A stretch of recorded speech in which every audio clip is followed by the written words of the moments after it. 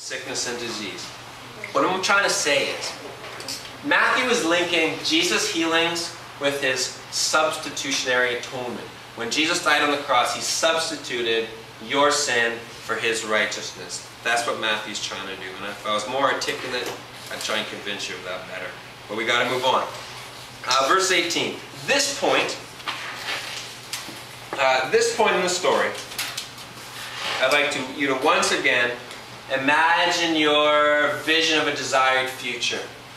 Your family, your grades at school, how athletic, what sports teams you'd like to be on, your health, your brilliance. Maybe you want to jack up your IQ a bit, the car you want to drive, how much money you want to make, the kind of house you want to live in, how many kids you want to have, what your kids are going to grow up to be like, what kind of grandkids you want to have. Just imagine all your little dreams of a preferred future.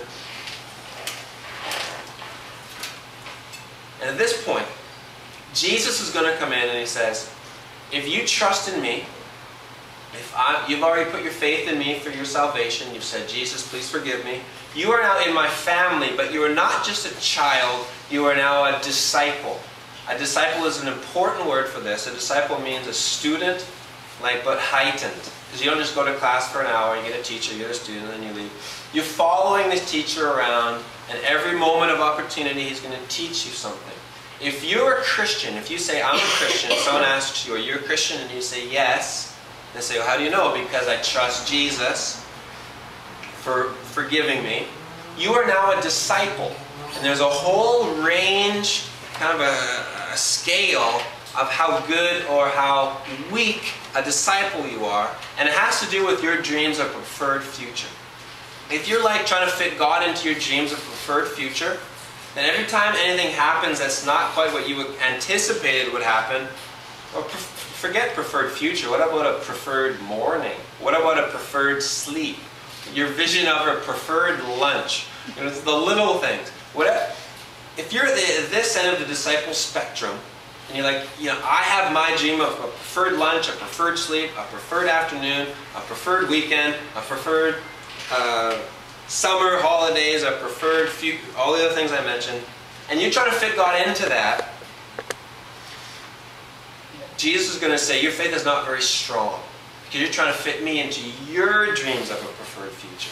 Whereas I'm trying to get you to the other side of the scale where you try and fit yourself into my dreams for you. God says, I have a vision of a preferred future for you, a preferred lunch for you, a preferred sleep for you, a preferred weekend. I got things. I'm at work. And if you will trust me absolutely, no matter what happens, you will have absolute calm and peace through that situation. So that's where he's going with this next bit. Verse 18. When Jesus saw the crowd around him, he gave orders to cross to the other side of the lake.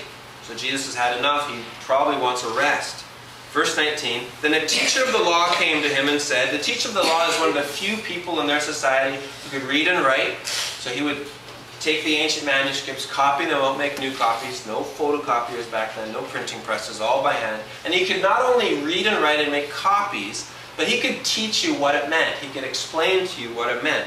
So now this man, what they would do is they would leech themselves or attach themselves to a teacher, follow them around and learn from them until they're done with that guy and move on to the next guy. So this guy wants to latch on to Jesus. He's the next best thing, the next best rabbi, and he's kind of charismatic. He's very different than everyone else. And this teacher of the law wants to latch him on to this teacher officially.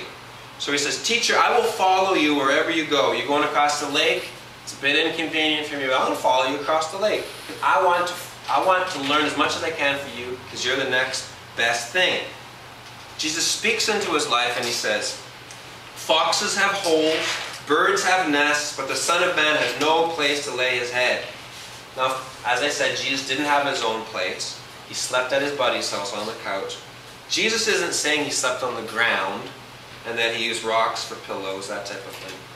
What he's saying is, if you're going to attach yourself to me because you're hoping you're going to get perhaps, what did I write down?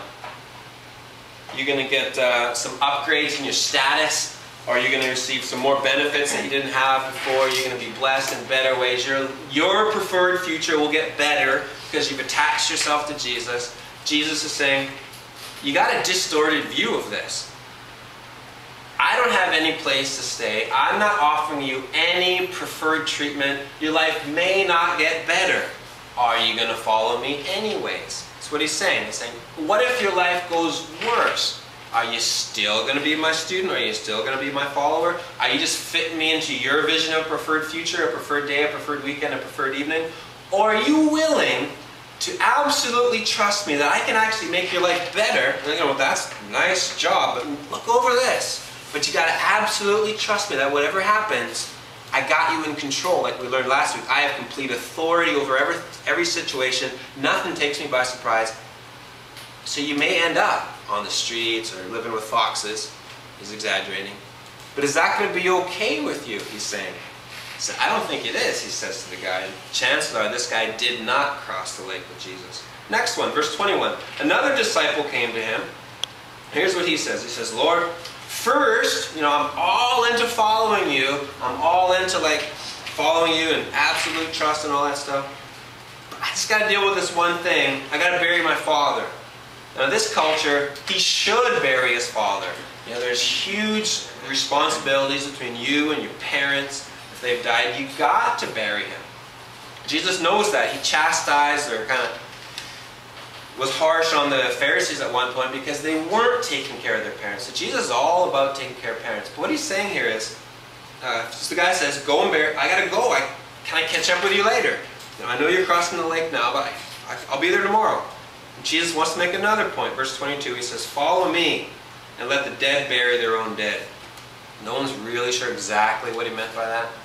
But we can kind of get the gist of it. It's fairly obvious. Jesus is saying, you want to follow me? You want to have absolute surrender to me and receive the absolute best preferred future? I have to be not only your number one, but number one by a far margin. If anything, whether it's work, family, anything's kind of like pressing you to kind of turn from absolute surrender to me, you have to deal with that. And he's playing hardcore. He's saying, I don't have any competition. If your work is encroaching on your responsibilities to me, then you got to do something about work.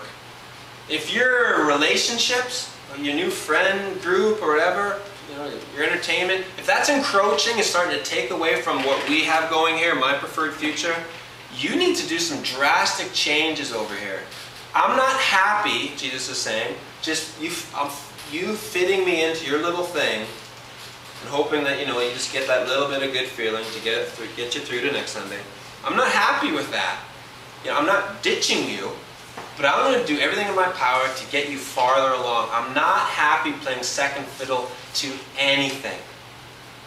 Whoa, Jesus, why are you so all about that, all about you? He would say, because I know what's best for you, and the best thing for you is absolute surrender to my vision of preferred future, a preferred day, a preferred afternoon, a preferred weekend, preferred summer holidays, preferred family. My vision trumps anything you can think of. I want what's best for you. It's not that I'm egotistical, and it's like Jesus is the greatest, let's all bow down and worship him. No, this is best for you. So absolute surrender, no competition. Even if you don't get any benefits, are you still going to follow me? So Jesus cranks it up a notch or two. And then he's going to tell a story of I think Matthew includes this because he knows we all go through storms. We all go through when our vision of a preferred future doesn't turn out, and we want to get frustrated, panic, get snappy, irritable, or the other end, we lose faith, we stop going to group or to church, that type of thing. He's going to tell us the story of when the disciples were in a situation just like that. So this is verse 23. Then Jesus got in the boat and his disciples followed him. Chances are those two guys I mentioned did not go in the boat. They're like, no thanks, Jesus. I don't have faith in you anymore. But his 12 got in the boat. And 24, suddenly a furious storm came upon the lake, so that the waves swept over the boat. Now this lake is kind of prone to these types of events.